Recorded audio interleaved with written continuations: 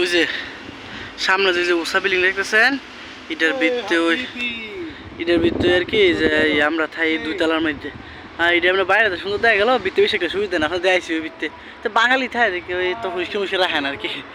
যাই হোক ওই যে সাথে আরও অনেকগুলো বিল্ডিং আছে, সামনে দুনিয়ার গাড়ি মেনছে থুয়ে রাখে যারা নিজে গাড়ি ব্যবহার করে। ওই দেন সিরিয়ালে দুনিয়ার গাড়ি, প্রত্যেকটা বাড়ির সামনে সামনে একটা গাড়ি।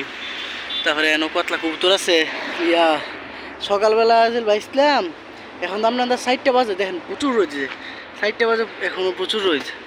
সকালবেলা যে বাইছিলাম লইতে চল না, ভিডিও করছিলাম, এই কবুতরটি সবটি এক লগে উড়াল দিছিল।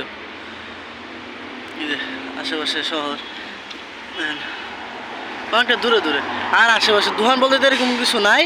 ও এর সামনে একটা আছে যে এটা এন একটা ওই যে সামনে যে রয়েছে পেট্রোল পাম্প। আর হিডো মনে পেট্রোল পাম্পের কোন যন্ত্রমন্ত্র ইয়ে মেয়ে বেছে, গাড়ি যন্ত্রমন্ত্র বেছে আর কি। এই যারা আশেপাশে গেলে চিনমো বাইরে আর কি দোকান মন্দানি আছে, গাড়ি চলে সারাদিন।